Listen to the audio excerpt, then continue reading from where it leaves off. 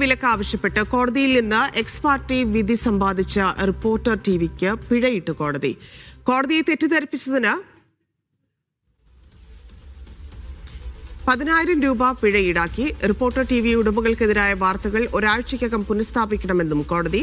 Bengaluru city sessions കോടതിയുടേതാണ് വിധി. Media one ഉൾപ്പെടെ മാധ്യമങ്ങൾ നൽകിയ സത്യവാങ്മൂലം പരിഗണിച്ചാണ് നടപടി.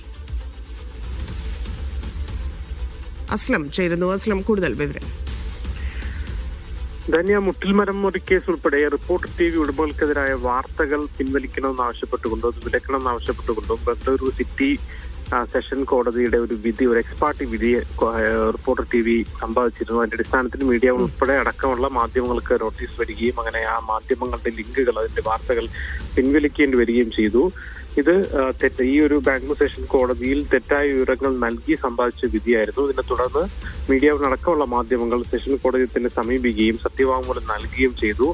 മുട്ടിൽമരം കേസ് ഉൾപ്പെടെ സർക്കാരും അല്ലെങ്കിൽ പോലീസും കുറ്റപത്രം നൽകിയ അല്ലെങ്കിൽ കേസെടുത്തുള്ള കാര്യങ്ങളെ കുറിച്ചുള്ള വസ്തുതാപരമായ കാര്യങ്ങളാണ് ഈ റിപ്പോർട്ട് ടി വി ഉടമകൾക്കെതിരെ ഞങ്ങൾ വാർത്തയെ നൽകിയിട്ടുള്ളതെന്നും അത് കോടതി തെറ്റിദ്ധരിപ്പിച്ചുകൊണ്ടാണ് ഇത്തരമൊരു വിധി ഉണ്ടാക്കിയതെന്നും കൃത്യമായി തന്നെ കോടതിയിൽ സത്യവാങ്മൂലം നൽകുകയും വാദിക്കുകയും ചെയ്തു.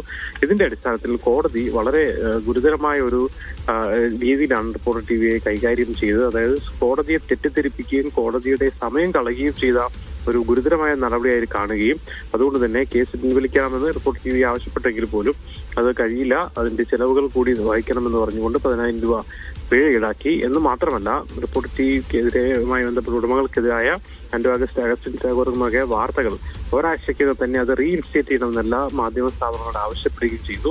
മുട്ടിൽമുറി കേസ് ഉൾപ്പെടെയുള്ള എല്ലാ വാർത്തകളും വീണ്ടും സംപ്രേഷണം ചെയ്യാനും അതിന്റെ ലിങ്കുകൾ പുനഃസ്ഥാപിക്കാനും കൂടി കോടതി ആവശ്യപ്പെട്ടിരുന്നാലും കോടതി തെറ്റിദ്ധരിപ്പിച്ചുകൊണ്ട് വാർത്തകൾ വിലക്കാനുള്ള ഉടമകൾക്കെതിരായ കേസുകളുടെ വാർത്തകൾ വിലക്കാനുള്ള റിപ്പോർട്ടർ ടിവിയുടെ ശ്രമമാണ് ഇപ്പോൾ അല്ലെങ്കിൽ നിഷ്ഫലമായിരിക്കുന്നത്. ശരി.